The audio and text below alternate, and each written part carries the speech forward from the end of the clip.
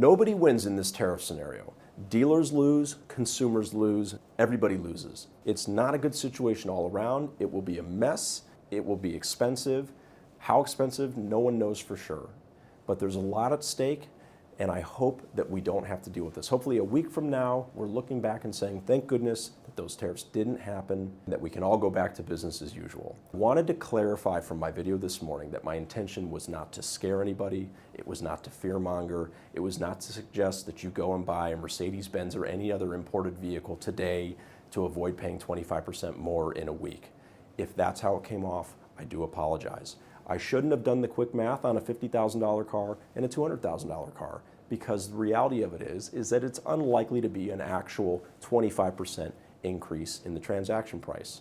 But I am confident that if the tariffs do go into effect, that it will be more expensive. I think everyone generally agrees that it will be more expensive. Now, how much more? Who knows? Because there's a lot of nuance here. What is the demand going to be? What's supply going to be? Are manufacturers going to cut production while they retool and rethink where they're going to be producing cars?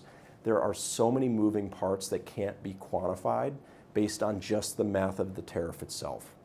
Hopefully we avoid all of this. It's a lose-lose scenario for everyone. It should be noted that tariffs historically are used to negotiate. They are used in order to negotiate with other countries to get better trade agreements, and I hope that that's what's happening here. There's always the chance that a week from today, there's been an agreement reached and we can avoid this mess altogether.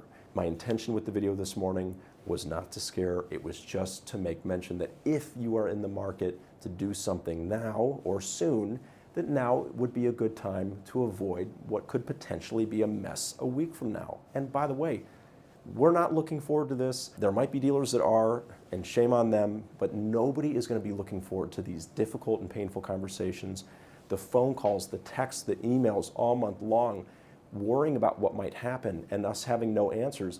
Well, now at least it looks a lot more serious than it did.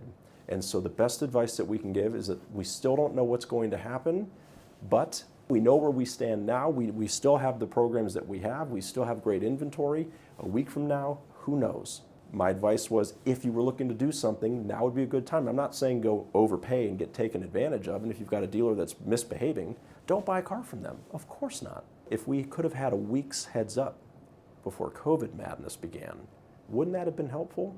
No matter what we decide to do, we're gambling either way. It's a dice roll. Nobody can be certain. But my hope on this channel is always to educate and to teach and to share and provide value, and that was my intention. And I apologize if I didn't deliver on that this morning.